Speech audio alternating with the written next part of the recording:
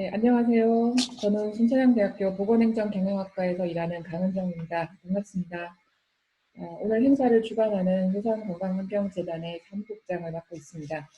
오늘 효산건강환경재단이 주관하는 코비드19와 건강도시 웨비나에 참석해 주신 여러분들 반갑고 감사합니다. 특히 코로나19에 맞서 일선 방역 현장에서 주야로 애쓰시는 건강도시 담당자 선생님들께서도 오늘 많이 등록해 주셔서 더욱 뜻깊고 감사합니다. 또한 홍보에 협조해 주신 대한민국 관광도시협의회 사무국인 종로구청에도 감사를 드립니다.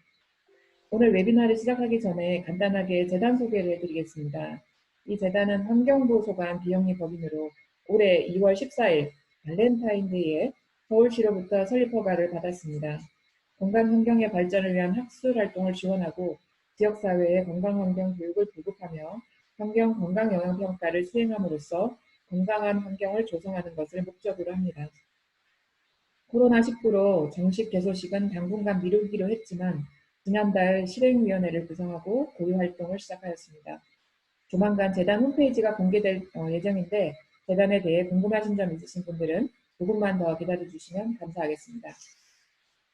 오늘 웨비나는 재단 실행위원회에서 코로나 상황에서의 건강도시의 새로운 패러다임을 고민하는 과정에서 원래 내부 세미나로 기획되었으나 건강도시 등 건강환경 조성에 관심 있으신 실무자분들과 함께 이 부분을 고민하는 것이 더 좋겠다는 판단에서 공개 세미나로 바꿨습니다.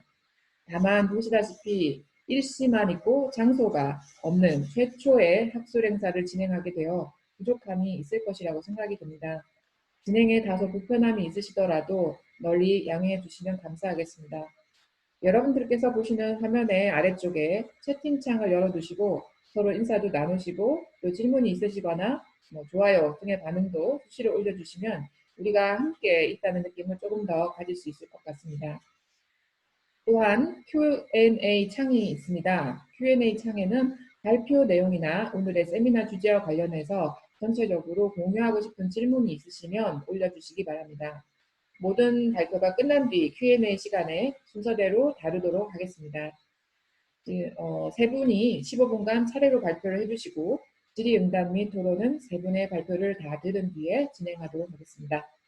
자, 그럼 첫 번째 발표자를 소개하겠습니다. 첫 번째 발표자는 도신대학교 의과대학 예방의학교실 고강욱 교수님이십니다.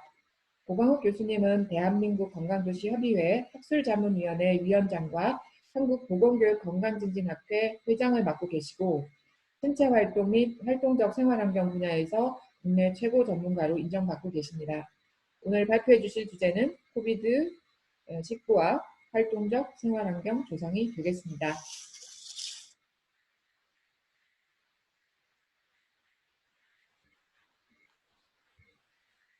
예, 안녕하세요. 예, 고신대학교 고강욱 교수입니다. 네, 예, 오늘 제가 비디오를 그렇습니다. 예, 오늘 제가 발표드릴 내용은 앞에 말씀드린 대로 이 코로나19 가운데서 이 건강도시 원리를 적용함으로써 건강사회를 모색하고자 하는 것 중에서 제가 평소에 이렇게 연구해오던 이 신체활동과 활동적 생활환경 조성이 상당히 도움이 되는 그런 내용이 있어서 짧게 간단하게 말씀을 드리겠습니다. 여러분 다 알고 계시는 내용입니다. 우리나라가 전 세계의 이 코로나19 확진자 추세에서 이 그림에 보이다시피 그래도 우리나라가 상당히 모범적인 모습을 지금 보이고 있는 것은 잘 알고 계신 바와 같습니다. 그런데 우리 과학적으로 밝혀진 여러 가지 예측이 있지만은 그 중에서도 걱정되는 것은 지금 현재 이렇게 적극적으로 사망률과 이 보건 의료와 관련된 걱정이 크지만은 이게 앞으로 두 번째, 세 번째, 네 번째로 가게 되면은 결국에는 이게 만성질환자를 돌보는 문제라든지 의료 자원을 재배치하는 문제라든지 결국에는 이 심리 또는 이 정신적인 이런 문제들과 또는 사회 경제적인 문제가 결국 탈진에까지 이르게 되는 또 앞으로 그래서 이걸 이제 1파, 2파, 3파, 4파까지 이렇게 또 닥쳐올 것이라는 것이 일반적인 예측입니다. 그래서 이거를 우리가 이제 이 성공했다고 첫 번째 웨이브가 지나갔다고 도할 것이 아니라 조금 더 장기적인 측면에서 이렇게 생각해 봐야 될 점이 있는 것 같습니다.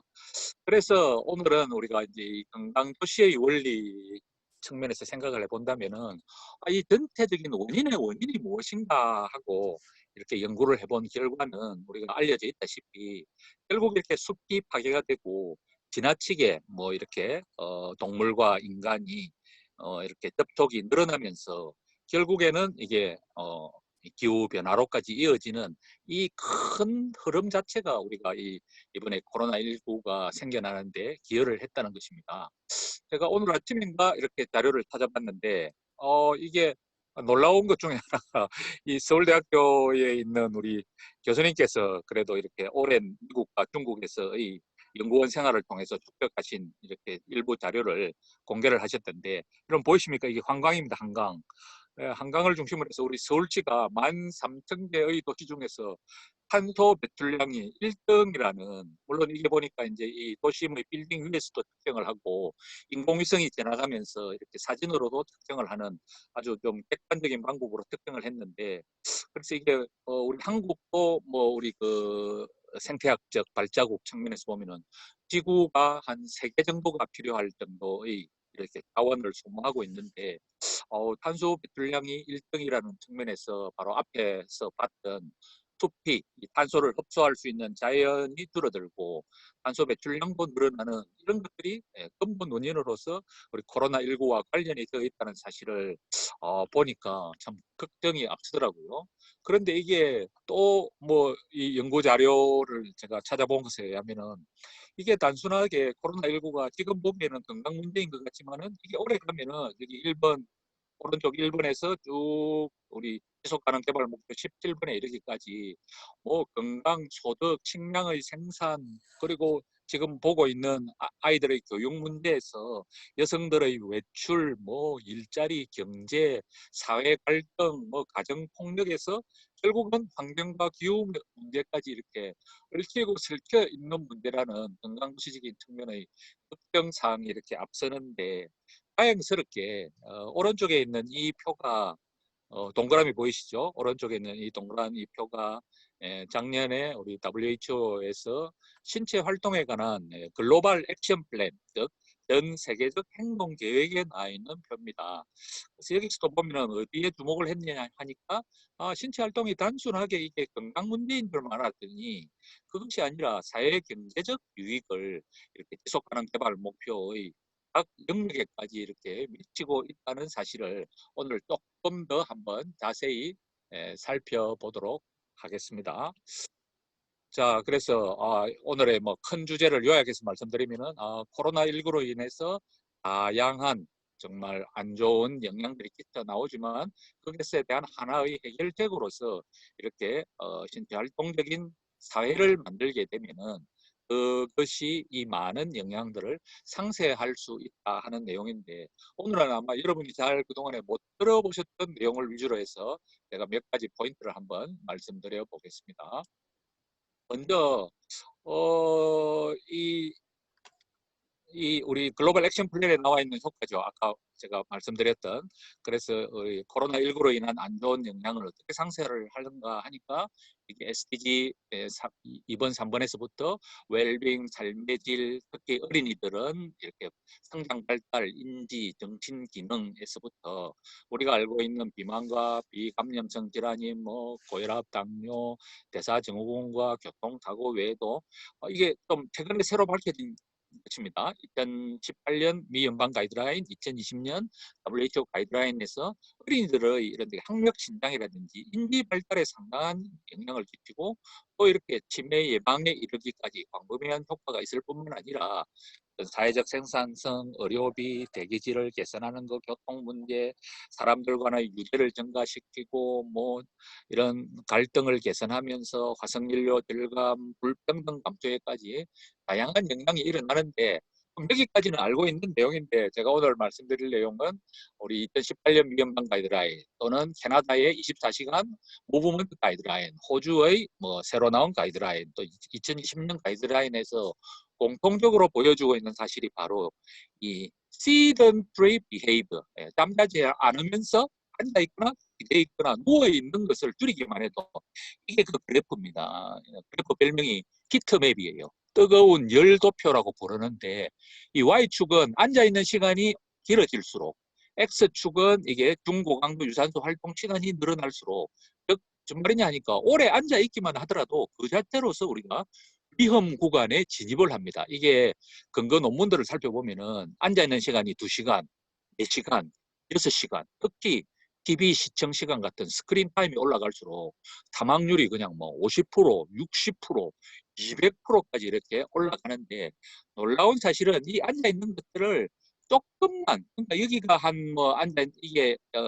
요쪽이 하루에 한 시간에서 1시간 반이고 여기가 1시간이고 이 구간이 한 30분이고 이 구간은 거의 하루에 한 뭐 거의 10분 정도, 11분 조금 전문적인 용어로 하면은 8.25 매트 아워라고 해서 우리가 들어 누워 있을 때가 1대사량인데 빨리 걷기가 5대사량이니까 8.25 대사량이란 말은 일주일에 하루 한 10분 정도만 빨리 걸어도 이 빨간 구간에서는 금방 색깔이 옅어져 가지고 탈출이 가능하고 하루에 뭐 거의 1시간에서 1시간 반 정도 움직이는 사람은 아무리 오래 앉아 있어도 이 빨간 구간에 진입을 하지 않는다는 그래서 이거는 어떤 의미가 있느냐 하니까 그동안에 이 뭐 우리가 신체 활동이나 운동하고 앉아 있는 거하고는 별개인 줄 알았는데 그것이 별도가 따로가 아니라 그 자체가 두 개가 연결이 되어 있다는 사실을 알게 되었어요. 그래서 지금 우리 이제 호주나 캐나다라 호주에서는 신체 활동과 자업 행태 가이드라인 WHO도 이름을 그렇게 붙여요. 옛날처럼 뭐 운동 가이드라인 이렇게 부르는 것이 아니라 마찬가지로 캐나다 같은 나라에서는 24시간 활동 지침. 그래서 사람이 뭐 슬리핑, 시팅, 스태핑, 스웨팅, 즉 뭐 잠자고 앉아 있고 걸어 다니고 이렇게 땀을 흘리고 이런 것들이 어느 하나만 중요한 것이 아니라 어떻게 하든지 이런 잠자지 않을 때 앉거나 기대거나 누워 있는 것을 줄이면서 생활 속에서라도 짧게 오래 앉아 있는 시간을 끊어주는 그런 것들이 필요하다는 뜻입니다. 조금 어려운 이야기인데 제가 가르치는 부분이 보이십니까? 8.25 매트 아워 정도만 움직여 주더라도 이 사망으로 인한 위험률이 거의 뭐 뚝뚝뚝 떨어지는 직선으로 떨어지는 것이 아니라 초창기에 이렇게 많이 떨어집니다. 그래서 여기 뭐라고 써놨냐니까 no lower threshold for therapy. 어디에서부터 얼마만큼 움직여야 이것이 이익이 시작되는지를 알 수가 없다.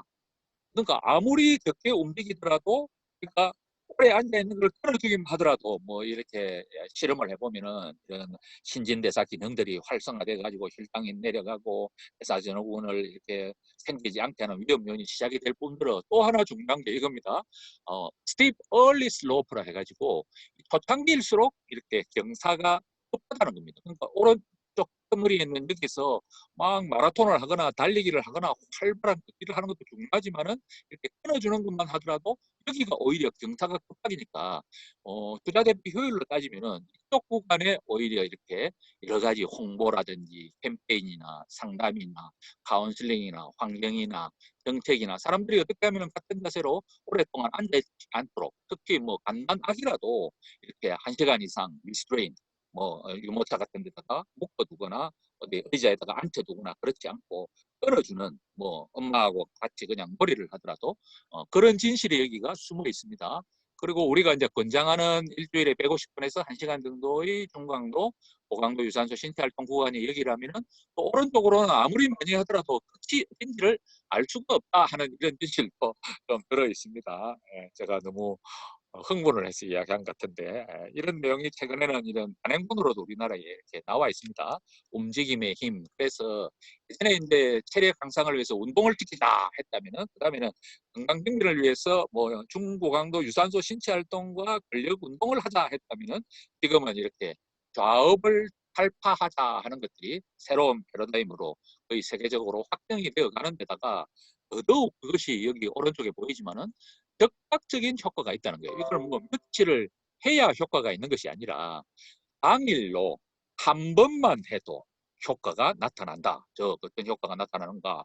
수면의 뭐 짧게 자도 아주 개운하다. 수면의 질이 높아진다. 깊은 잠을 잔다. 낮 시간에 졸림이 감소된다는 단기적 효과뿐만 아니라 일회성 활동 후에도 이런 수면 성과의 개선이 나타날 뿐만 아니라 상태 불안과 같은 이런 단기간의 불안감이 감소가 되기도 하고, 또 어린이들의 학업 수치, executive function, 이를 tak수하고 감정을 조절하고 완수를 해내고 기억력의 처리 속도, 특히 장기 기억에다가 크리스탈라이즈드 메모리라고 장기 기억의 기억을 넣고 빼내는 이런 것까지 이렇게 증가하게 된다는 것입니다. 그렇게 해서 이렇게 패러다임 자체가 24시간 무브먼트를 어떻게 컨트롤할 것인가가 선진국에서는 이렇게 가이드라인으로까지 나와 있고, 우리나라 건강도시협의회에서도 이런 개념을 받아들여 가지고 활동적인 생활 환경을 조성해보자. 모든 생활도와 모든 주민들이 참여할 수 있도록 정책을 만들고 프로그램을 만들고 장기 계획을 만들고 인프라를 만들고 홍보를 할 수 있도록 지역사회와 파트너가 연합해서 이 지방정부의 각 부서가 연합을 해서 이런 환경을 조성하는 활동적인 건강도시를 만들자 해서 이런 캠페인, 그리고 뭐 상담뿐만 아니라 환경과 정책 만들기 등등을 2016년부터 올해로 5년째 이렇게 권장을 하고 있고, 최근 들어서 우리 한국보건교육증진학회에서 질병관리본부에 제출했던 9가지 수칙에도 이런 내용이 들어있습니다. 깨어있지 않고 깨어있으면서 움직이지 않고 앉거나 기대거나 누워있는 시간을 줄이는데 다만 감염이나 에어로졸 발생이 늘어나는 것에 주의를 하니까 기구나 주변 환기를 소독하고 환기하는 것에 주의하면서 이런 것들을 추진하자 해서, 이거는 WHO 유럽에서 나와 있는 것을 제가 몇 가지 캡처를 했습니다.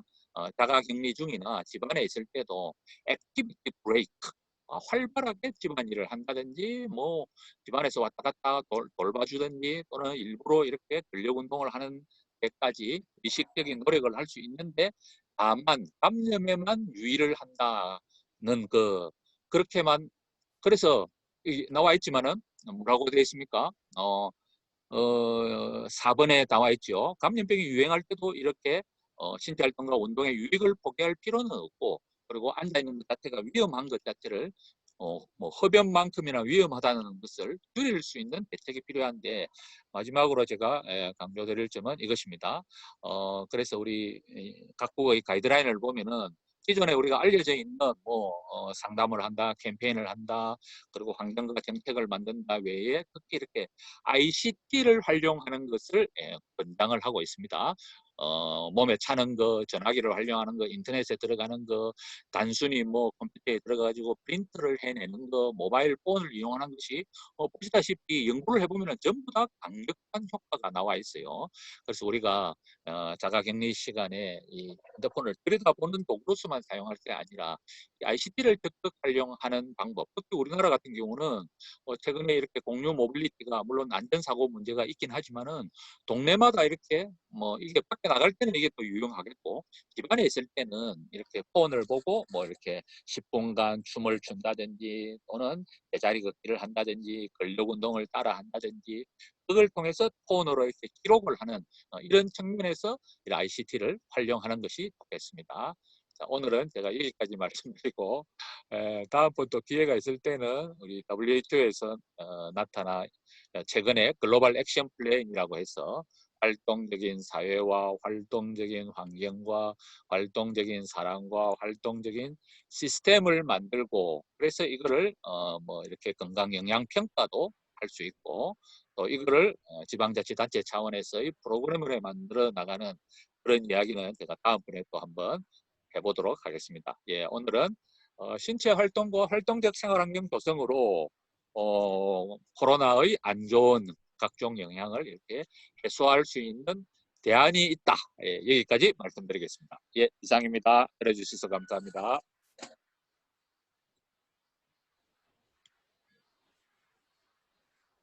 네, 고광욱 교수님 좋은 발표 감사드립니다. 어, 감염병으로 사회적 거리두기를 실행하는 상황에서도 자업을 타파하자. 예, 심지어 자가격리 중인 분들도 신체 활동을 해서 건강을 증진할 할 필요가 있고요. 또 그럴 권리도 있다. 뭐 이런 메시지를 주신 것 같습니다. 자, 다음 두 번째 발표자를 소개하겠습니다. 두 번째 발표자는 현재 호주 뉴사우스웨일즈 대학교 박사과정에 있는 김진희 선생님이십니다. 김진희 선생님은 과거 서울시 건강증진사업지원단과 WHO 고베센터 도시건강 컨설턴트로 일하셨습니다. 오늘 발표 주제는 코로나19와 필드워크의 변화입니다. 대상자들을 밀접 접촉해야 하는 대면 현장 서비스에 있어서 해외에서 논의되고 있는 혁신 동향을 말씀해 주시겠습니다.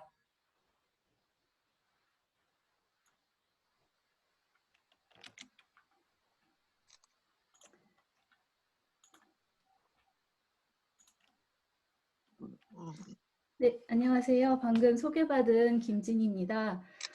저는 지금부터 그 코비드19와 필드워크의 변화에 대해서 말씀을 드리려고 하는데요. 우리가 코비드19 사회에서 그 여러 가지 사회적 거리두기라든지 이제 사회가 많이 변화했기 때문에 그러한 상황에서 논의되고 있는 이제 현장에서의 업무에 어떤 변화들이 있을지 이제 그런 얘기들을 나누고자 합니다.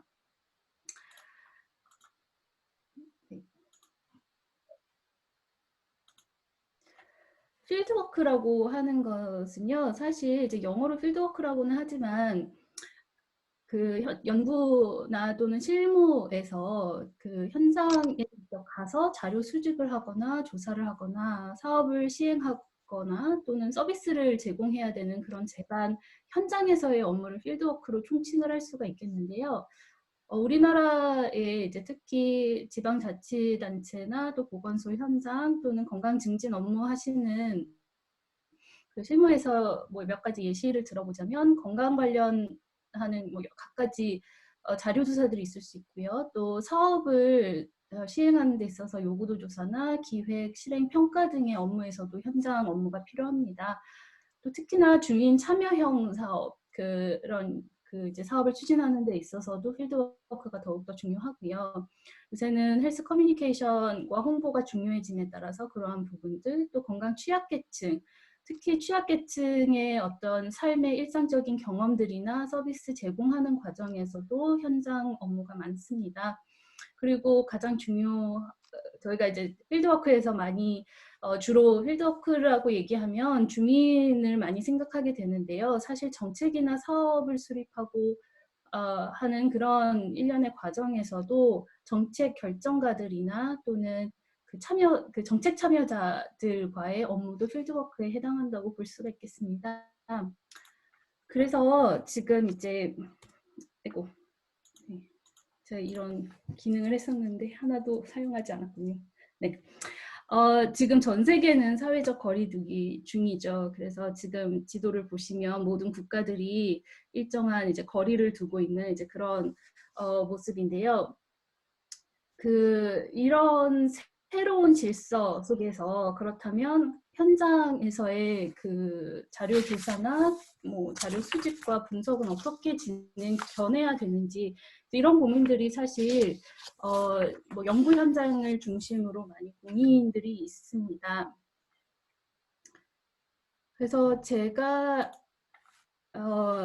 저희 학교 이제 그 뉴사우스웨일즈 대학교에서 이런 그 세계적 유행, 그러니까 팬데믹에서의 현장 조사하기라는 크라우드 소스로 자료를 그 아이디어들과 이제 전 세계에서 어떻게 하고 있는지 이제 그런 아이디어들을 모은 이게 이제 구글 다큐멘트로 만들었거든요. 그래서 이제 오픈 소스입니다. 누구나 참여할 수 있고, 그러니까 다시 말해서 이 문서를 작성하게 된 것도 사실은 굉장히 온라인적이고, 그다음에 이게 국경과 어떤 지리적인 그 시간적인 그걸 초월해서 만들어진 그런 문서인데요. 여기에 이제 소개된 이러한 새로운 조사 방법들을 검토해 볼 수 있다. 한 30가지가 넘는 그런 예시들이 있습니다. 그래서 이런 내용들을 좀 중심으로 소개를 해드리고자 합니다.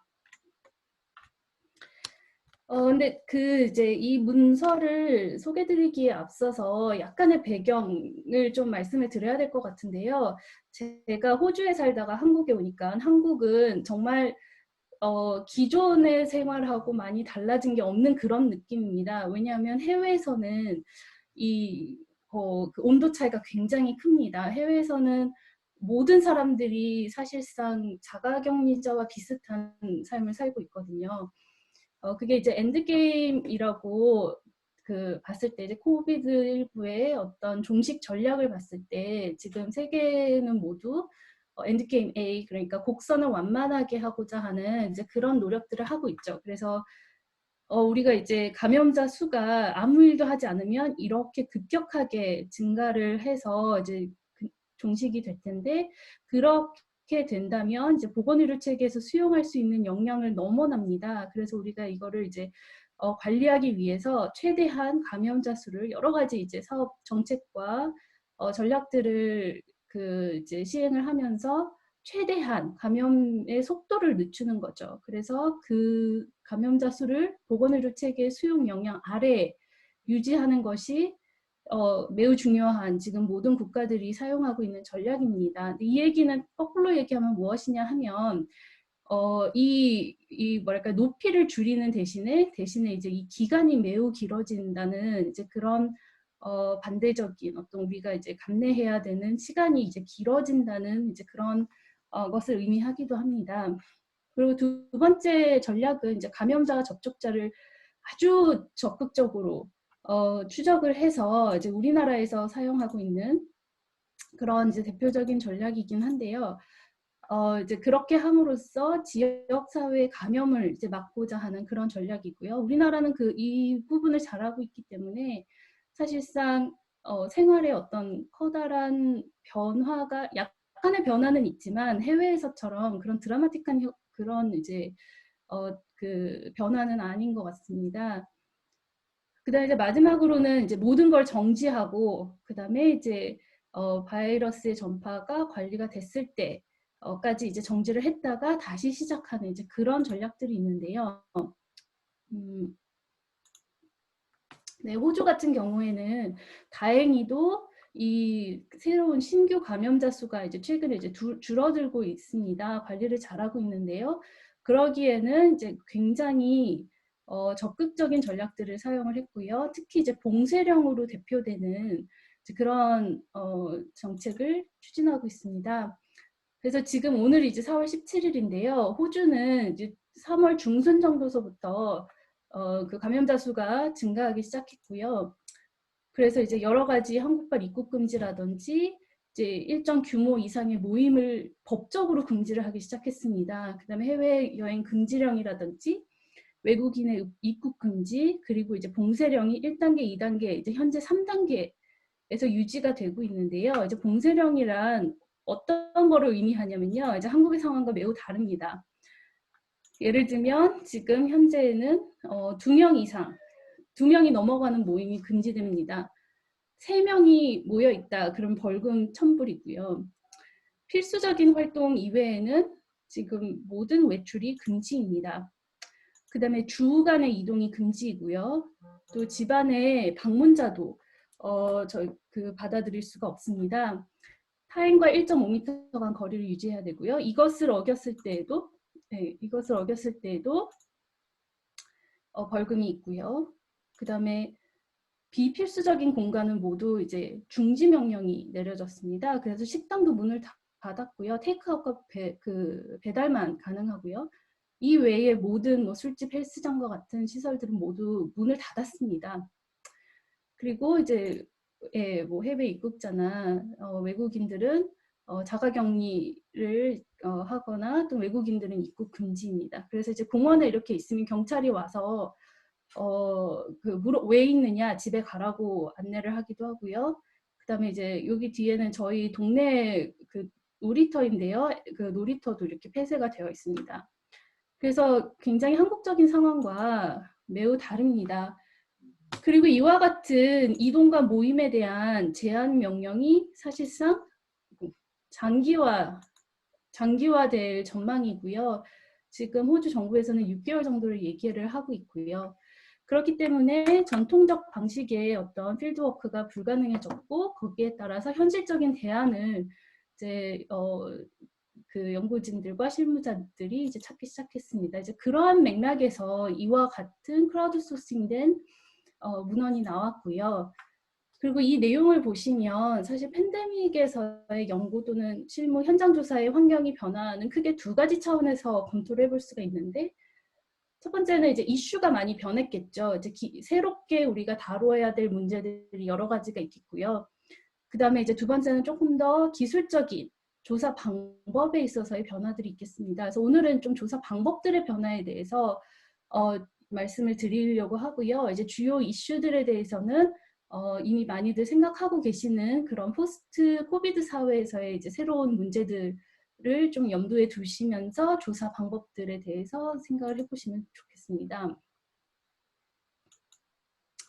그래서 팬데믹에서의 조사 방법의 유형은 크게 제가 이제 임의로 나눠봤는데요. 이제 기존에 우리가 알고 있는 조사 방법들을 재발견하는 것들이 있을 수 있겠고, 기존에 진행하던 조사 방법을 비대면 방식으로 전환하는 것, 또 이제 새로운 조사 방법들을 찾아내고 응용하는 그런 게 있겠고요. 그다음에 또 새로운 자료원들을 찾아서 분석하는 이제 그렇게 네 가지 유형으로 분류를 해볼 수가 있겠습니다. 그래서 기존에 이제 진행되고 있던 조사 방법을 우리가 새롭게 적용을 해볼 수 있는 것들은 사진이나 영상, 음성 자료, 그러니까 특히 스마트폰의 기능을 이용한 그런 자료들을 보다 더 적극적으로 활용하는 게 있을 수 있겠고요. 또는 이제 다이어리를 또는 일지 쓰기와 같은 그런 자료 조사 방법들도 다시 우리가 적용을 해볼 수가 있겠습니다. 두 번째로 이제 조사 방법을 기존에 하던 방법들을 비대면 양식으로 전환하는 거에 대해서는 온라인 설문조사, 그러니까 기존에 이제 종이와 펜으로 진행되던 설문조사를 온라인 설문조사의 여러 가지 이제 매체들이 있겠는데요. 그런 이제 유료 형태도 있겠지만 구글 덕스나 마이크로소프트 폼즈나 네이버 폼 또는 SNS의 설문조사 기능을 통해서 또 설문조사를 진행을 할 수가 있겠습니다.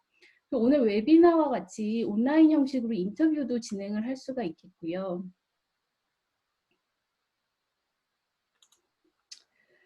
그 다음에 또 이제 관찰 연구, 보건 현장에서는 특히 관찰 연구를 많이 하는 게 더욱더 필요할 것 같은데요. 고프로나 어떤 그런 이제 기구들을 이용을 해서 참여자의 시각에서 실제 경험을 관찰하는 이제 그런 새로운 방식들을 생각을 해볼 수가 있겠습니다. 또는 이제 인터뷰도 비동시적으로 인터뷰를 진행을 할 수가 있겠는데요. 연구자와 실무자와 그 다음에 이제 참여자가 이렇게 동시에 진행을 하는 게 아니라 이제 질문을 주면 거기에 대해서 뭐 음성이나 이메일이나 혹은 영상의 형태로 이제 답변을 주고 거기에 따라서 이제 팔로우 인터뷰를 하는 이제 그런 식의 인터뷰도 생각을 해볼 수가 있겠죠. 이외에도 어떤 미션 형태의 조사를 할 수도 있겠고요. 온라인 그룹을 운영을 할 수도 있겠고, 그 다음에 오늘 이 웨비나 형식과 같이 스트리밍을 통해서 실시간으로 참여자들의 의견을 반영하는 이제 그런 형태도 생각을 해볼 수가 있겠고요.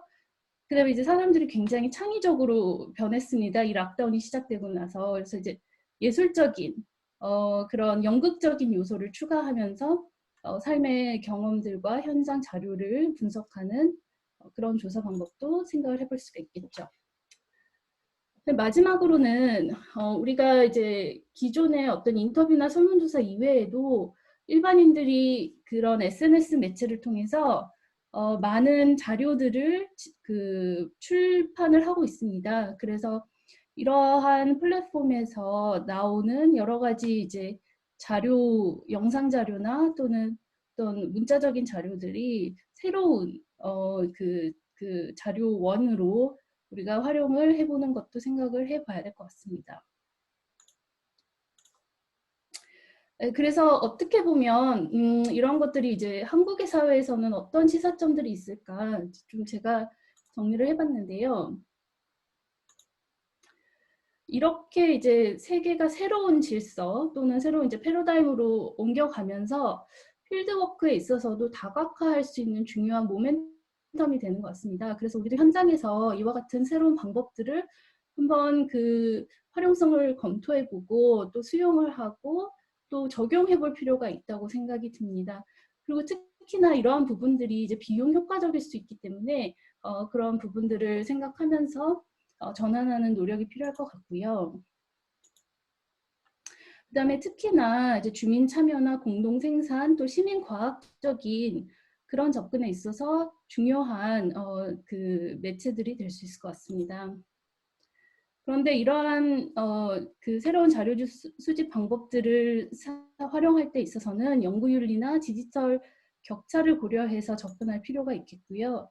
마지막으로는 연구자나 실무자의 역량 강화에 대해서도 단순히 기술적인 역량, 그러니까 매체를 활용하는 것에 국한하는 것이 아니라 이런 역량뿐만이 아니라 정책이나 사업에서 이제 전략적으로 활용할 수 있는 그런 다각적인 역량들을 함께 그 함양하면서 그 이제 다양한 필드워크의 방법론들을 적용을 해 나가는 그런 노력이 필요하다고 생각이 됩니다.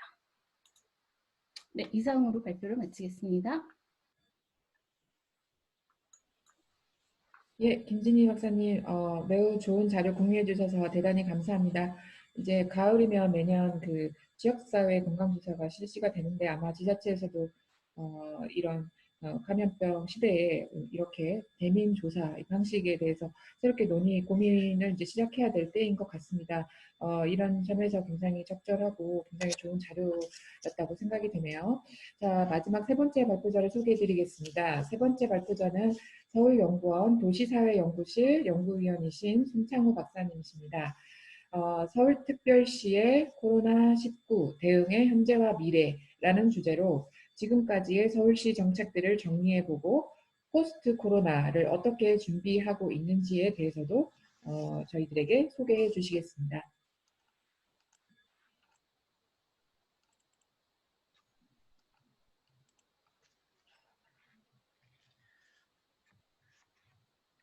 예, 안녕하십니까. 소개받은 서울연구원에서 근무하고 있는 손창호 연구위원입니다. 예, 오늘 제가 좀 공유하고 싶고 말씀을 좀 나누고 싶은 주제는 서울특별시의 코비드-19의 대응과 현재와 미래라고 제목을 잡아봤습니다.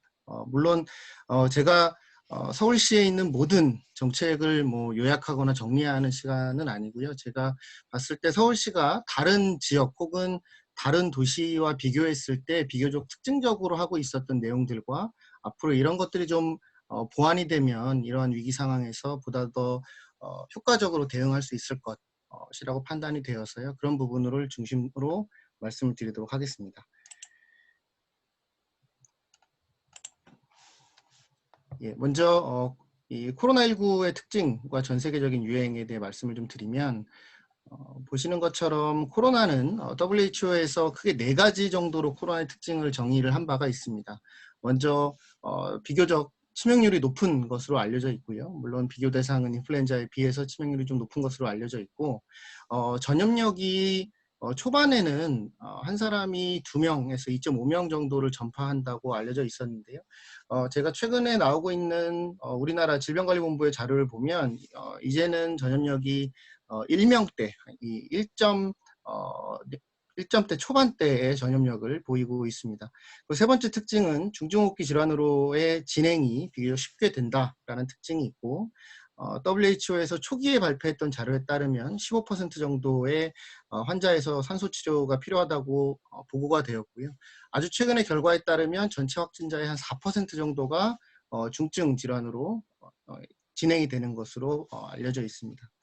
그리고 사실 저희가 고민하고 걱정하는 것이 마지막 치료제가 없다는 것인데요. 이런 치료제가 없기 때문에 사실 지금 저희가 하고 있는 여러 가지 뭐 사회적 거리두기라든가 다양한 수단들이 등장을 하고 있고 사실 국민들도 많은 불안감에 떨고 있는 것으로 그렇게 이해가 됩니다.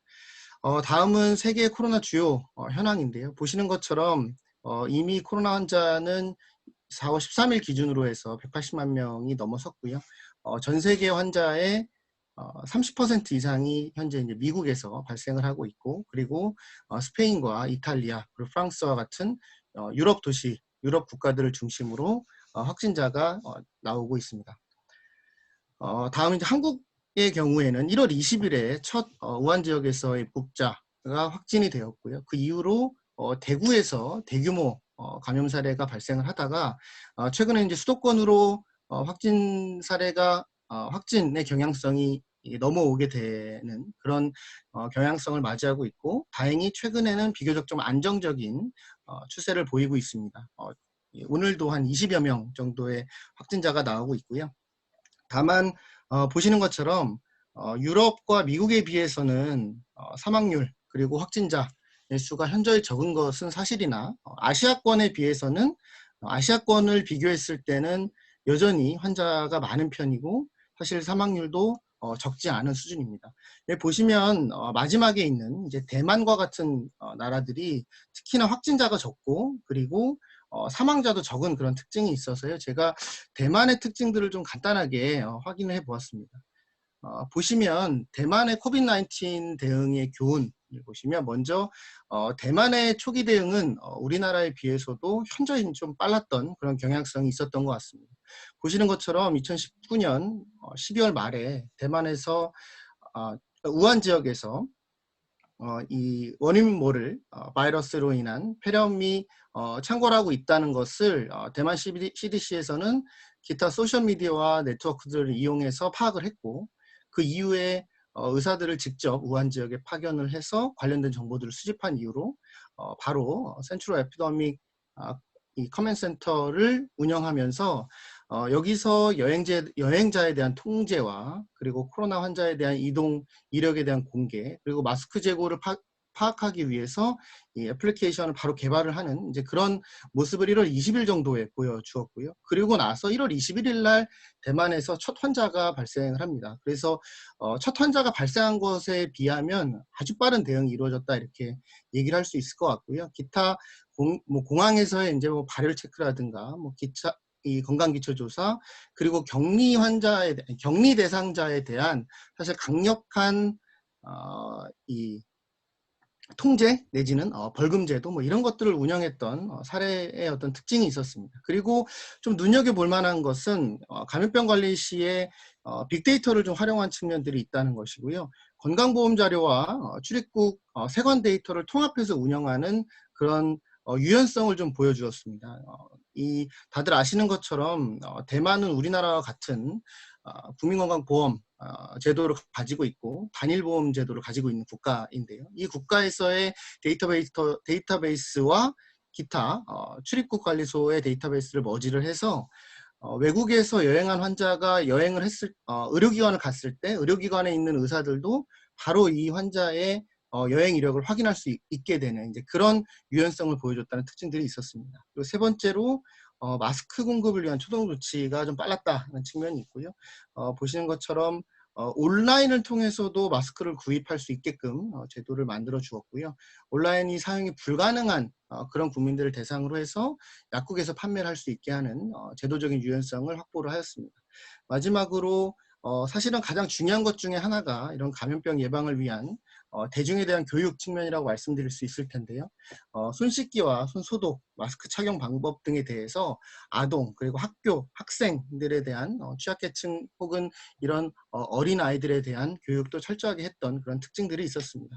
그래서 향후에 이런 일이 있었을 때도 우리가 이런 기존에 있던 대응, 어떤 초기의 대응의 중요성을 좀 상기했으면 좋겠다는 측면에서 내용을 좀 담아봤고요.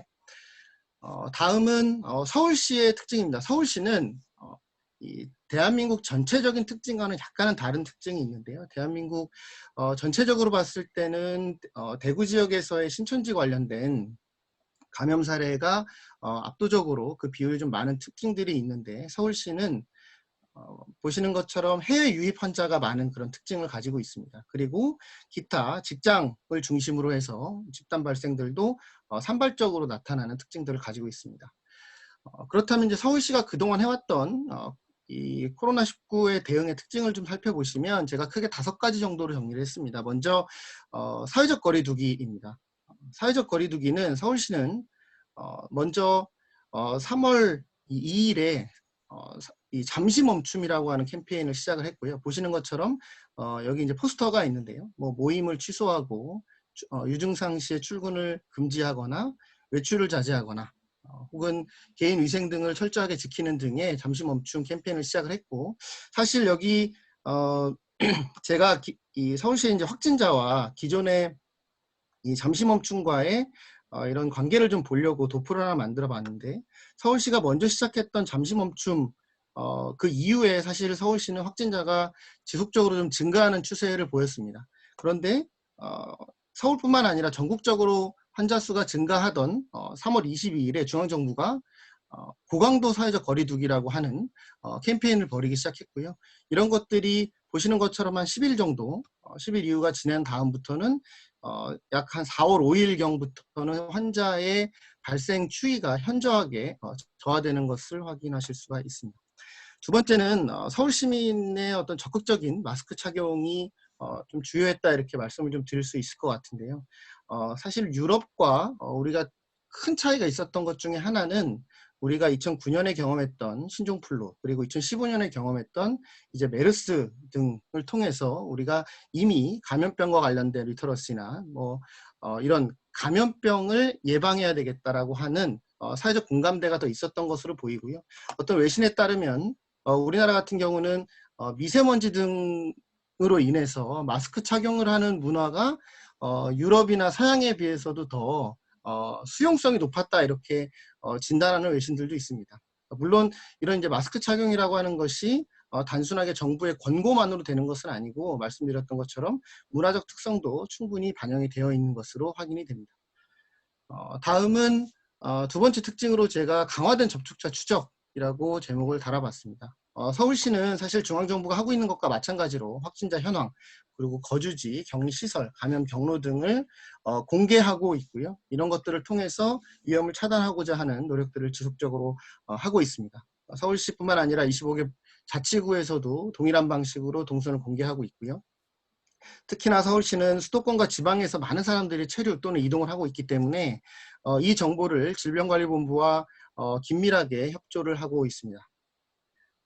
그리고 특히 여기서 이제 말씀드릴 것 중에 하나가 자가격리 해제 전에 검사를 통해서 경증 또는 비특이적 증상을 동반한 환자를 발견해낸 노력들을 하고 있는데, 사실 저희 지침상 이 자가격리 중에 특이 증상이 있으면 당연히 검사를 해서 확진 여부를 판단하는 것이 맞고요. 다만 코로나19와 같은 경우에는 무증상 사례가 다수 보고되고 있기 때문에 서울시는 초기부터 이런 자가격리 대상자에 대해서 호흡기 증상과 같은 이제 비특이적인 증상을 보이는 자에게도 자가격리 해제 전에 검사를 실시해서 실질적으로 이 증상이 없었는데도 불구하고 조기에 확진한 사례들이 언론을 통해서 보고가 되기도 하였습니다. 그리고 다음 특징은 현장성과 시의성을 높이기 위한 민간의료 인력과 서울시의 특별사법경찰을 활용한 역학조사라고 말씀을 드릴 수 있겠는데요. 서울시도 마찬가지고 사실 전국적으로 역학조사 인력이 부족하다는 것을 이번 코로나19 사태를 보면서 모두가 이제 공감을 했고 체감을 했을 텐데, 서울시는 다행히도 다른 지역에 비해서는 의료 인프라가 좀 충분히 있는 편이고요. 그래서 서울시가 보유하고 있는 특히나 시립병원인 보라매병원, 그리고 서북병원, 서울시립 은평병원 등에서 역학조사의 전문성을 갖춘 의사분들을 특별히 활용을 해서 심층 역학조사를 실시하기도 하고, 특히나 서울시에 있는 특별사법경찰을 통해서 집단 감염지에 대한 현장 조사를 실시했습니다. 예컨대 얼마 전에 있었던 강남구의 유흥업소 접촉자를 대거에 확인한다, 이런 이제 이슈들이 있었을 때 저희가 이런 투입을 해서 역학조사를 실시했던 그런 강화된 접촉자 추적의 측면이 있고요. 세 번째는 광범위한 검사입니다.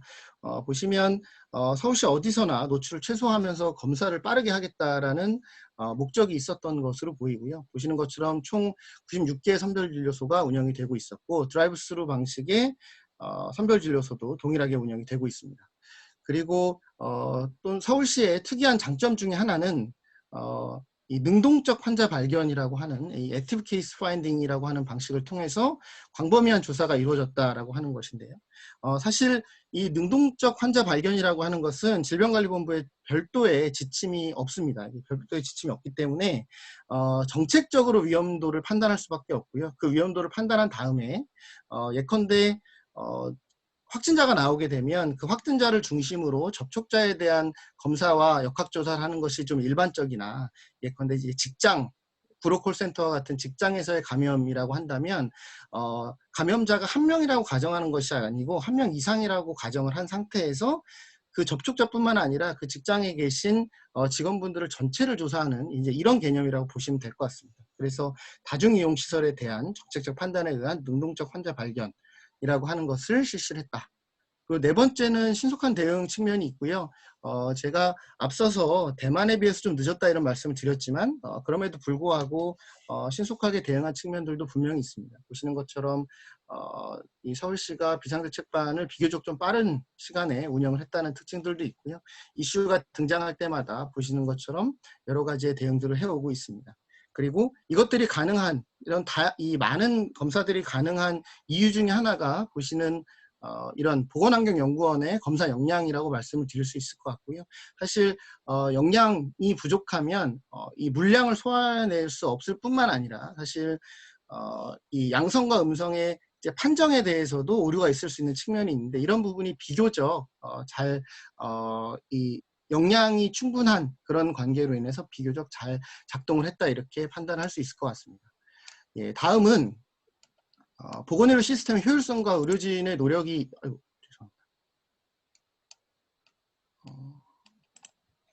있을 수 있을 것 같습니다. 보시는 것처럼 민간과 공공병원의 협력을 통한 감염병 위기 대응을 통해서 총 이 국가지정격리병상의 59개 병상, 그리고 지역거점 13개 병상, 민간병원의 80개 병상을 활용해서 음압병상을 이용을 했고요. 추가적으로 서남병원, 서울의료원을 감염병 관리기관으로 지정을 해서 전체적인 이 병원을 감염병 병원으로 지정을 하면서 약 400여 개의 병상을 추가적으로 확보하는 그런 노력을 기울였고요. 수도권 최초로 경증 환자를 위한 생활치료센터도 설치해서 약 200여실 규모로 운영을 하고 있습니다. 그리고 사실 이것과 동반을 해서 건강보험에 기반한 효율적인 의료체계와 의료진의 노력이 중요했다 이렇게 판단이 되는데요. 보시는 것처럼 우리나라는 전 세계적으로도 코로나 감염으로 인한 사망이 매우 적은 나라입니다. 그래서 이렇게 낮은 것은 우리 공무원들의 노력 물론 있다고 생각이 되지만 사실 기존에 있었던 우리나라의 이 의료체계, 의료진들의 노력에 기인한다고 보는 것이 합리적이다 이렇게 판단이 됩니다. 다음은 이것들을 기반으로 해서 간략하게 그 미래에 대해서 좀 말씀을 좀 드리겠습니다. 보시면 먼저 좀 강조하고 싶은 것은 필수공중보건 중심으로 해서 공공보건기관의 기능을 다시 한번 좀 재정립했으면 좋겠다. 죄송합니다. 이게 오타가 있습니다. 이게 그림 14번은 WHO에서 제시했던 이 Essential Public Health Operation이라고 하는 필수공중보건 모형이고요. 제가 요거는 좀 오타가 있었습니다. 그래서 보건소의 기능을 질병 예방과 만성질환, 감염병 관리와 기타 환경, 이 식품위생 등에 대응하는 기존의 공중보건 체계로 강화를 시킬 필요가 있겠다 이런 생각이 들고요. 서울시 같은 경우는 사실은 의료 인프라가 워낙 발달이 되어 있기 때문에 지금 서울시 보건소에서 하고 있는 상당 부분의 이 의료 기능과 같은 부분을 공중보건으로 좀 전환시켜서 확대 강화 운영하는 것들을 좀 생각을 해보았습니다. 다음으로는 여기 밑에 이제 그림을 제가 한번 질병관리본부에서 자료를 받아서 한번 만들어 보았는데요. 보시는 것처럼 서울시 25개 자치구에서 지금 환자들이 발생을 하고 있는데 이 환자의 발생률과 기존의 요 위에가 이제 코로나 발생률이고 요 가로축이 해외 유입 발생률인데 해외 유입 발생률이 높은 지역에서 코로나 발생률도 비교적 높은 그런 경향성, 유사한 경향성이 나타납니다. 그래서 결국은 기존에 이 해외 유입으로 인한 감염성의 발생 위협이 높은 지역이 여전히 코로나로 인한 발생 위협도 높다. 그런 측면에서 저희가 평상시에 감염 관리를 어떤 방식으로 어느 지역을 중심으로 가져가야 될지에 대한 인사이트가 있다라는 생각이 들고요. 두 번째로는 도시 특성을 고려한 감염 관리 계획이 필요합니다. 그래서 생활치료센터의 운영도 어떻게 될지 계획을 구체적으로 세우는 것들이 필요하고요. 서울시 같은 경우에는 도시라고 하는 특징들이 있기 때문에 아주 기업이 많고 산업이 많고 인구 이동이 활발한 지역으로 접촉자만 조사하는 것들이 유효한지에 대한 검토가 필요해 보이고 특히나 다수의 사람들이 이동하는 지하철 역사나 KTX, SRT, GTX 등의 사람들이 모이는 장소에 대한 예방과 방역 전략 필요하다고 생각이 됩니다. 세 번째로 병상 계획인데요. 서울시는 다행히도 이 메디컬 서지의 문제는 발생하지 않았으나 언제든 그것들이 발생할 수 있다라고 하는 가정을 한 상태에서 중증도 분류 체계부터 시작해서 이 환자들을 어떻게 이송을 시키고 기존의 최악의 심각 단계 그 이상의 단계에 갔을 때는 이 베드를 어떻게 운영할지에 대한 병상 운영 계획이 필요한 것으로 보이고요. 이것은 공공병원뿐만 아니라 민간병원과 동시에 수립되는 계획이 필요하다고 생각이 됩니다. 네 번째로 서울시 감염병 대응력 강화가 필요한데요. 감염병 리터러시를 올리는 것이 필요합니다. 여기 보시는 것처럼 코로나가 한창 유행하는 당시에도 젊은 사람들이 클럽에 많이 모여서 노는 것들이 이 유흥을 즐기는 그런 모습들이 발견이 됐고 실제로 환자들도 나타나고 있습니다. 그리고 사회적 거리를 두기 하는 동안에 시민 건강과 사회 관계망을 유지하는 것들이 필요한데요. 보시는 것처럼 캠페인 기간 동안 제한된 공간에 머무르는 것이지 단순히 이 사회적 관계망 자체를 끊는 것이 아니라는 것들을 좀 강조할 필요가 있다는 생각이 듭니다. 그래서 물리적 관계가 끊기는 것이지 사회적인 유대성은 그대로 권고하게 유지하는 것들이 필요하다는 생각이 들고요. 그리고 또 도출되는 문제 중에 하나가 요양과 돌봄 서비스를 어떻게 가져갈지에 대한 고민이 있습니다. 사실은 학교와 같이 온라인 강의가 가능한 연령대가 아닌 영유아나 아동 그리고 특히나 치매 어르신분들을 이 돌보고 있는 가정에서 이 부분을 어떻게 가져가야 될 것인지 결국은 다양한 방식의 유연근무와 재택근무 그리고 자영업자들에 대해서 어떻게 소득을 지원해주는 그런 방식으로 이 부분을 좀 풀어야 되겠다라는 생각이 들고요. 다음으로 효과적인 감염병 관리를 위해서 결국은 비대면 의료 서비스의 제공 체계가 논의가 돼야 되지 않을까라는 생각이 듭니다. 지금 일부분 원격 의료에 대한 진료를 하고 있으나 이 부분들이 향후에 아마 본격적으로 논의가 되지 않을까라는 생각을 갖고 있습니다.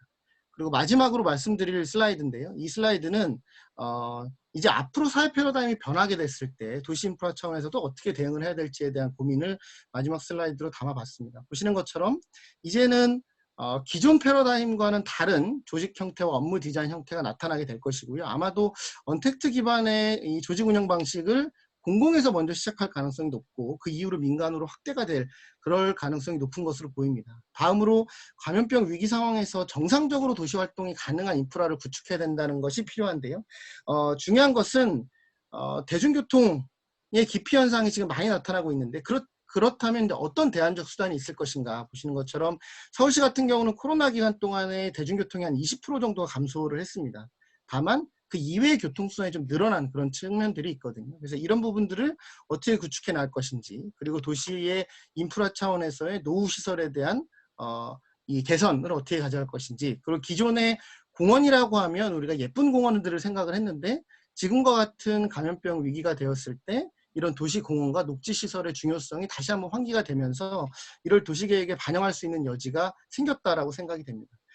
그리고 이제 이동성과 안정성을 보장하는 대중교통 서비스는 보시는 것처럼 지하철 혼잡도를 줄여야 되겠다라고 하는 서울시의 고민이 분명히 있는 것 같고요. 그리고 이것들을 혼잡도도 줄이지만 환기 시스템을 어떻게 가져갈 것인가. 수평적 환기가 아니고 수직적 환기로 변환을 하고 최근 논의가 되고 있는 마스와 연결을 해서 통합정보 시스템을 운영하는 것 같은 노력들이 이루어질 것으로 보입니다.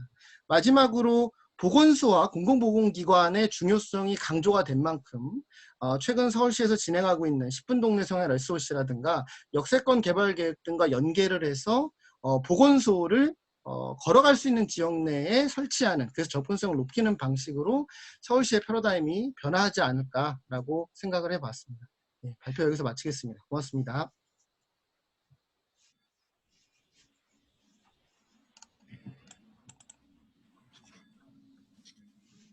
네, 지금까지 세 분의 발표를 모두 들었습니다. 그리고 저희가 간단한 설문조사를 준비했으니까요. 혹시 먼저 나가셔야 되실 분들이 있으시면 설문조사 꼭 참여해 주시길 부탁드리겠습니다. 이제 Q&A 세션을 진행을 하겠는데요. 지금 딱히 질문이 이렇게 많이 올라오지 않아서 예, 여유가 좀 있습니다. 네, 지금 이제 좀 올라오고 있는데요. 우선 우리 한국보건사회연구원의 최은진 박사님께서 이런 말씀 주셨습니다. 이번 세미나를 통해 코로나19와 관련된 잠시만요. 건강영양평가의 방법론이 새로워져야 한다는 생각이 들었습니다. 이후에도 지속적인 논의를 통해 건강영양평가를 발전시켜 주시기 바랍니다. 네, 이런 의견 주셨습니다. 네, 감사합니다. 그리고 우리 최재현 소장님, 네, 비대면 진료가 확산된다면 인프라를 갖춘 대형 병원은 급성장하고 지역 병원은 더욱 어려움을 겪을 것 같습니다. 그렇게 된다면 지방 의료 체계가 힘들어지지 않을까요? 라는 네, 굉장히 핵심을 전곡을 찌른다고 해야 되나요? 진짜 현장 경험에서 우러나는 그런 질문인 것 같습니다. 자, 이제 우리 토론자 분들은 전부 다 오디오를 좀 켜주시고요. 그래서 이제 토론에 참여를 해주실 수 있습니다. 그리고 지금 참석해 주신 분들도 손을 들어주시면 제가 발언권을 드리도록 하겠습니다. 지금 현재는 발언을 하실 수 없지만요. 손들기를 하시면 제가 오디오를 켜드릴 수도 있습니다. 네. 자, 비대면 진료가 확산되면 아무래도 인프라가 이런 우리 디지털 격차라는 얘기도 나왔는데요. 예, 의료기관도 사실 인프라가 더 잘 갖춘 곳에서 훨씬 더 앞서 나가서 될 수가 있고, 그렇다면은 지방에 정말 그 자원이 부족한 병원들은 정말 더더욱 환자를 잃게 되지 않겠느냐라는 그런 고민입니다. 어떻게 생각하시는지. 우리 아무래도 예방의학 하시는 고광욱 교수님께서 의견해 주시면 예, 어떨까요? 뭐 먼저 보니까 앞에 우리 최현진 박사님 말씀하신 그 건강영양평가와 관련된 내용인데, 오늘 참 일단은 우리 발표자들 발표 내용이 참 아주 저는 아주 새로웠습니다. 우리 뭐 호주의 그 록다운과 관련된 아주 구체적인 이 지방자치단체나 정부에서의 아주 행동 요령, 우리 한국에서는 또 상상할 수 없었던 정도까지 이렇게 또 발전되어 나갈 수 있겠구나. 그러면서도 또 필수적인 어떤 외출에 대해서는 아주 벌금을 이렇게 정해서, 우리나라도 감염병 예방관리법이 지금 지난 몇 달 사이에 계속 바뀌면서 뭐 강화된 벌금이 있고, 우리나라도 이런 식으로 뭐 여러 가지 상황에 따라서는 얼마든지 이 사회적 거리두기 타원을 뭐 생활 방역으로 약화를 시키든 강화를 시키든 그런 것들이 가능하겠고, 또 우리 손창우 박사님께서 아까 말씀해주신 우리 서울시의 여러 가지 그저 뭐 집분 동네 생활 SOC를 비롯해서 여러 가지 서울시의 대책들은 정말 깨알처럼 잘 그렇게 고안되고 오랫동안 이렇게 준비를 해서 아주 구체적인 그런 내용을 제가 앞에 발표했던 내용은 그냥 교과서에 나오는 그런 원론적인 내용이었는데, 그런 것들을 이렇게 잘 짚어주셔서 정말 감사드립니다. 그래서 아까 우리 최현진 박사님 말씀하신 건강영양평가도 이런 이제 호주나 방금 또 서울시의 이런 디테일한 정책들이 정말 어떻게 이 코로나19 시대에 새로운 패러다임으로서 이제 변해가는지를 평가하는 그런 종류의 건강영양평가로 발전시켜 나간다면은 정말 우리 이 사회가 이 뭐 흔히 우리 말하는 비포 코로나와 애프터 디지즈 시대의 패러다임이 어떻게 변화되었는지, 정말 건강영양평가가 이제야말로 더욱더 디테일하게 이렇게 활용될 수 있는 방법이 아닌가 생각이 듭니다. 우리 최재훈 소장님 말씀해 주셨던 이제 이 비대면 진료 아주 오래된 문제입니다. 이거 사실 뭐 정권을 바뀌어가면서 이명박 대통령, 박근혜 대통령 때부터 지금도 우리 보건복지부 조직을 보면은 보건의료 산업국이 따로 있습니다. 그리고 우리 지방자치단체도 보면은 건강정책이나 보건위생 조직이 있지만은 우리 뭐 저쪽에 우리 한국보건복지인력개발원도 있고 보건산업진흥원도 있고 국가적 아젠다로서 이런 ICT나 4차 산업이라고 흔히 칭하는 시대에 뭐 이런 문제들은 오랫동안 논의가 되어 왔고, 우리 또 가정의학회나 또 학회들의 이런 이제 의견도 많이 그동안에 개진이 되고 준비가 된 상황이긴 합니다. 뭐 말씀해 주셨듯이 흔히 말하는 이제 대형 병원으로 집중되는 현상이 우리나라의 아주 독특한 그냥 1차 의료가 거의 뭐 우리나라에서는 뭐 우리 의료 인력 측면에서도 거의 전공의 포함하면 거의 90%가 전문의로 이렇게 양성이 되고 있고, 본래 우리 의료 문제의 뭐한 70% 정도는 아주 이런 게이트 키퍼라고 지칭되는 1차 의료 단계에서 해결될 수 있는 게 많은데도 불구하고 아주 비싼 이런 이제 장비와 시설이 있는 3차 의료기관으로 이렇게 몰려드는 한국 특유의 이런 현상이, 만약에 이렇게 비대면 진료가 무분별하게 이렇게 허용이 되면은 어떻게 될 것인가 하는 게 사실 이때까지 우리나라에서 그나마 이런 이 비대면 진료가 활성화되지 않은 그런 이제 주요한 방어 논리 중에 하나이고 우리 학계에서도 이렇게 찬반 양론이 많이 있습니다. 그래서 이거를 허용하기 전에 얼마나 이걸 이제 좀 준비를 해야 할 것인가. 뭐 말이 너무 길어지기 때문에 더 이상 제가 길게 말하지는 않겠지만은 OECD 평균 한 17번 외래를 가는데 우리나라는 지금 17번을 가요. 그리고 뭐 병상도 일본과 함께 너무나 단기간 20일, 30일째 이렇게 수용이 되어가 있고 박리담에 진료를 하니까 짤막짤막하게 그냥 뭐 처방전을 발급받고 간단한 이런 진료만 하지 실제 그 어떤 사람과 사람 사이에서의 어떤 상호작용이나 또는 우리 의료법에서도 의무화되어 있는 의사의 사명은 의료와 보건지도에 종사하는 것이 그 사명으로 한다. 임무로 한다 이렇게 돼 있는데 사실은 보건지도는 지금 실종이 되어버리고 이런 어떤 깊이 있는 문제와 함께 논의돼야 될 중요한 주제라서 이거 어떻게 뭐라고 간단하게 말씀드리기는 좀 어렵겠지만 어쨌든 중요한 의제를 이렇게 말씀해 주신 것 같습니다. 일단 제 의견은 여기까지 말씀드리겠습니다. 네, 제가 한 말씀만 조금 조심스럽게 덧붙이고 싶은 게 있는데요. 그러니까 우리가 그 비대면 예를 들면 원격 진료라고 하는 이제 그 용어에 붙은 어떤 뉘앙스가 있습니다. 그러니까 그것을 어떤 뭐랄까 영리 의료와 이렇게 연계시켜서 이렇게 바라보는 측면들이 좀 있었는데 사실 그것을 꼭 그렇게만 볼 문제인가? 오히려 공공의료의 차원에서 정말 지금 우리 최재훈 소장님께서 지적해 주신 것처럼 오히려 이렇게 자원이 부족한 의료기관에는 오히려 이런 비대면 서비스를 실행할 수 있는 그런 기술과 장비와 자원을 지원해 줘야 된다라는 쪽으로 우리가 패러다임을 조금 바꿔야 되지 않나라는 그런 생각을 조심스럽게 이렇게 한번 전달해 봅니다. 그리고 우리 이혜진 교수님께서 의견 주셨는데요. 먼저 시적절한 세미나를 준비해 주셔서 감사합니다. 예, 감사합니다. 비대면 진료 교육은 젊은 고학력 사람은 용이하겠지만 나이 많은 저학력 사람은 어려움을 겪을 것 같습니다. 예, 그죠.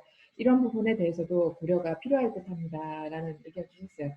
어제 그 EBS에서 마스크에 관해서 다룬 다큐를 제가 봤는데요. 정말 이거는 제가 볼 때는 제 생각에는 좀 복지 서비스의 어떤 새로운 영역이 되지 않을까라는 생각이 듭니다. 그러니까 기존에 예를 들면 뭐 이렇게 그 ADL, IADL이라고 하죠. 주로 이제 이런 어떤 생활이나 또는 신체 활동에 장애를 가지신 분들, 특히 이제 노인분들 이런 분들 이제 도와드리는 그런 서비스들이 이제 복지사업, 노인복지에 이제 아주 주요한 어떤 분야였다고 한다면 이제는 정말 어떻게 감염병을 예방을 하고 관리를 해야 되는지 또 이런 어떤 디지털 이런 기기들을 어떻게 사용해서 더 자기 건강을 보호할 수 있는지 이제 이런 부분에 대한 어떤 새로운 그 서비스 영역이 생기지 않았나 그런 생각이 좀 들었었거든요. 다른 분들 의견 주십시오. 네, 뭐 없으세요? 네, 예, 아까 그거 그럼 제가 아까 발언에 잠시 보충을 좀 이어서 말씀을 드리면은 제가 아까 파워포인트도 나왔지만은 이 ICT를 활용한다는 게 아주 대표적인 게 또 전화입니다. 전화. 우리나라만큼 이렇게 이제 인터넷 속도가 빠르니까 예를 들어서 이렇게 영상 통화를 하기만 하더라도 아까 제가 잠시 말씀드렸던 우리 의료법에 보면 모든 의료인은 이게 뭐 이렇게 보건 지도를 하게 돼 있는데 예를 들어서 지금 이제 뭐 예를 들어서 간단한 뭐 예를 들어서 상담을 한다 하더라도 오히려 진료실에서 할 수 없는 사실 이렇게 얼굴을 보면서 이렇게 목소리를 들으면서 하는 이 효과는 제가 상상했던 것보다 좀 큰 것 같아요.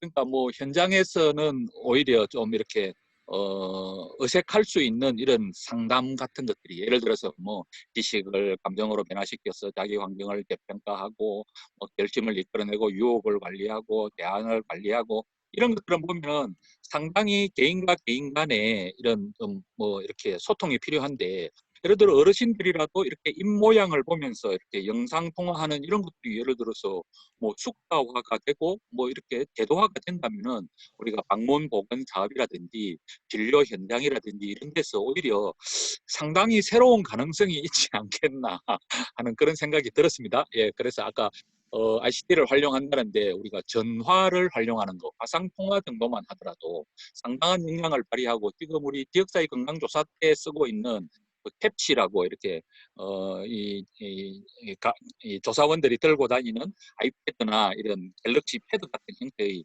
그런 정보만 있더라도 거기에서 이 전문가는 또 서비스를 제공하는 사람은 상당한 준비를 해가지고 환자에 대한 기록이라든지 이런 거를 보면서 전문성 있는 서비스를 하고 마지막에 이렇게 프린트를 해서 또 필요한 아주 간단한 이렇게 문서도 전달을 할 수 있는 그런 으로 발전해 나간다면은 아까 우리 강한정 교수님이 말씀하셨던 그런 뭐 영리 의료 그런 것이 아니라 우리 공공보건 능력에서부터 최근에 보니까 모바일 헬스케어도 뭐 70개에서 130개로 보건소가 이렇게 증가하고 있는데 제가 볼 때 이게 가장 약한 고리가 뭐냐면은 모바일 헬스케어 검사는 잘 해요.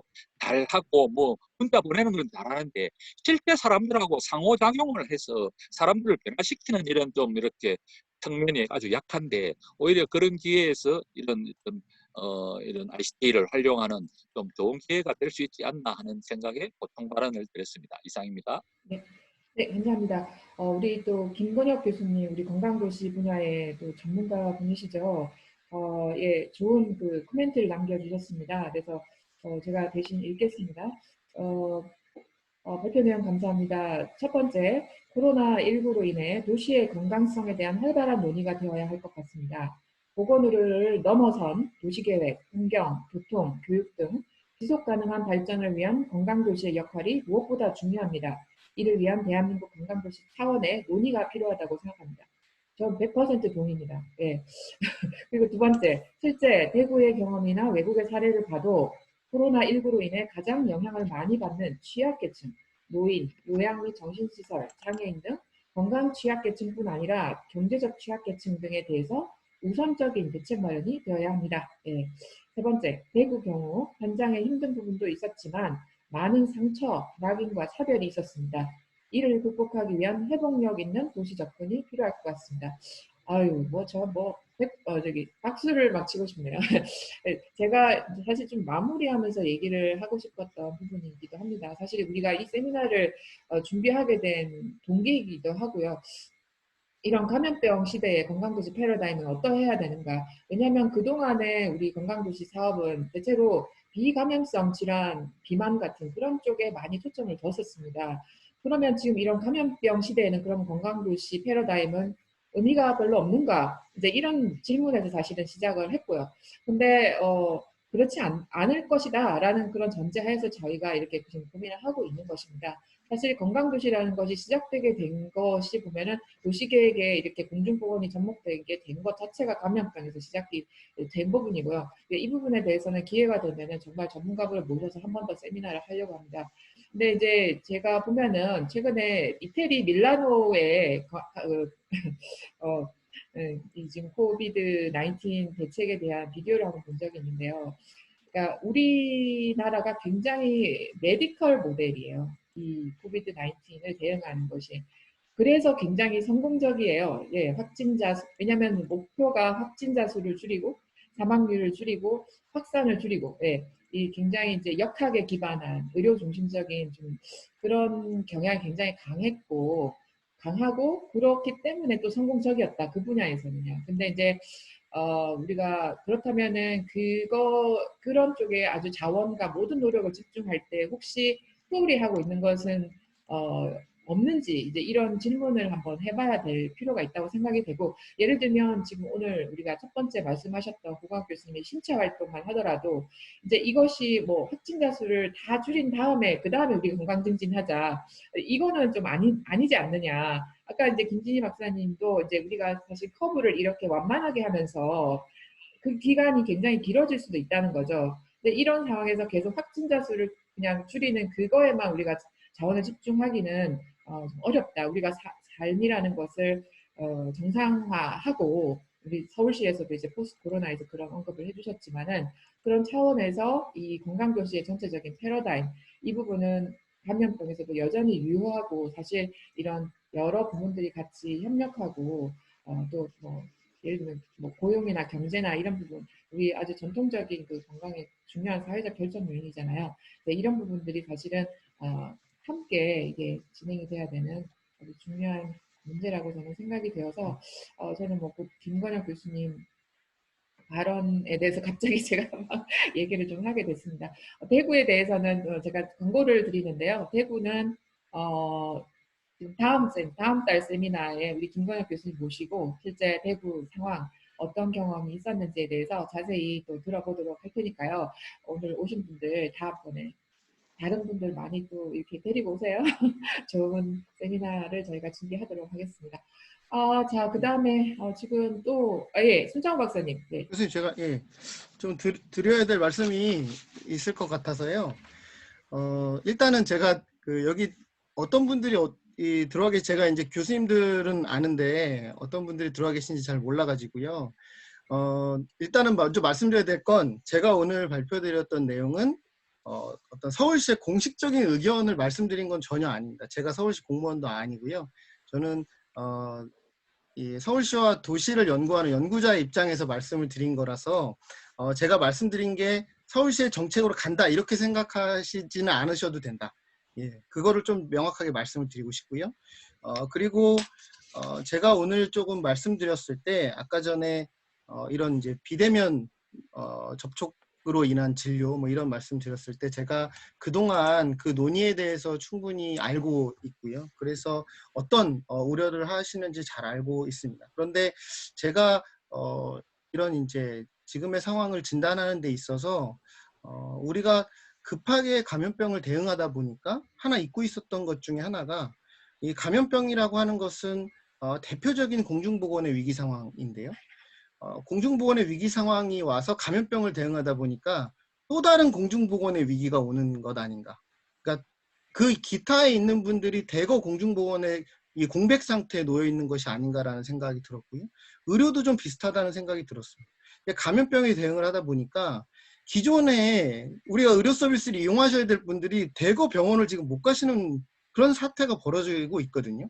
예컨대 제 주변에서도 어르신들 이렇게 만성질환 관리하시는 분들도 병원을 다 연기하시고 못 가시고 이런 분들이 많으셨어요. 근데 그 전에 예컨대 메르스 사태 때는 비교적 짧은 감염병 대응이었다고 한다면 지금 사실 그 주기가 굉장히 길어지고 있단 말이죠. 어르신들은 그 위험성을 더 크게 인식하고 계시는데 이 부분에서 우리가 이제 어떻게 접근해야 될까라는 관점으로 좀 말씀드렸다 이렇게 이해를 해주시면 좋겠습니다. 예. 네, 감사합니다. 또 익명의 참석자님께서 질문 주셨습니다. 코로나 등 전염병에 대응할 수 있는 도시계획적 방법, 도시정책적 대안이 뭐가 있을까요? 네, 너무 광범위한 질문이죠? 라는 의견까지 덧붙여주셨는데요. 우리 고박 교수님. 네. 예, 뭐 우리 건강도시 유럽의 그 3기 때인가 보면은 건강한 도시계획, 헬시 어반 플래닝 해가지고 아마 10가지 목표였던가, 직주 아까 우리 서울에서 나왔듯이 뭐 10분 안에 걸어서 뭐 모든 것을 해결할 수 있도록 뭐 직주 근접을 한다. 사람들이 자주 가는 곳의 배치를 바꿔가지고 자동차를 이용하지 않고도 간다. 뭐 그러한 경로를 아까 잠시 우리 서울시 발표에서 나왔었는데 그런 경로에서 접촉을 최소화해서 뭐 갈 수 있는 이런 경로를 만들기도 한다. 그리고 뭐 사람들이 이렇게 아마 제가 본 것 중에 이태리에서 나왔던 주택가에서 사람들이 그 자기 현관문 앞에 나와서도 뭐 집단 체조를 같이 할 수 있는 뭐 이런 뭐 프로그램도 만든다. 뭐 그런 어떤 건강한 도시 계획이라는 그 당시에 아마 그 일종의 공동 정책이었죠. 그 유럽을 본 적이 있는데 뭐그 이후에도 뭐 우리가 뭐 얼바니즘 뭐 그리고 최근에 이제 감염병 시대 같으면은 아까 우리 손창호 박사님 말씀하셨던 그런 서울시의 대학만 하더라도 상당히 우리 한국적으로 또 세계적으로 자랑할 수 있는 그런 좋은 대안이 될 수 있지 않는가. 제가 최근에 읽었던 그 단행본 중에 그 도시 인류 최후의 뭐 책 광고는 아니고 이런 책을 본 적이 있습니다. 아주 구체적인 데이터를 통해 가지고 중세 유럽에서 오히려 농촌 지역에서보다 사망률이 높았다가 근데 산업혁명 뒤에 절정에 이르렀는데 그거를 극복하기 위해서 뭐 예를 들어서 이탈리아에서 레오나르도 다빈치는 뭐 1층에는 물이 흐르는 곳에 뭐 돼지를 키우고 사람들은 주택을 뭐 2층으로 간다는 시도를 하기도 했다가 로마에서는 또 이렇게 목욕탕과 하수도를 확충하는 시도를 하기도 했다가 나중에는 또 정원도시라고 해가지고 사람의 주거 단지를 교회로 이렇게 또 빼기도 했다가 그러다가 또 현대에 들어오니까 그러니까 사람들이 지나치게 자동차에 의존을 하게 되니까 오히려 이제 뭐 새롭게 나온 것이 이렇게 압축 도시 모여 살면서 거기 안에서 이렇게 모든 일들이 이루어지게 하도록 하는 방향으로 이렇게 이런 이야기들이 쭉 나와 있었는데 우리 감염병 시대에는 모여 살면서도 어떻게 하면은 우리나라가 특히 아마 수도권이 산지를 제외하고는 인구 밀도가 거의 세계적으로 가장 높은 지역 중에 하나라고 들었어요. 방글라데시 이런 쪽과 함께.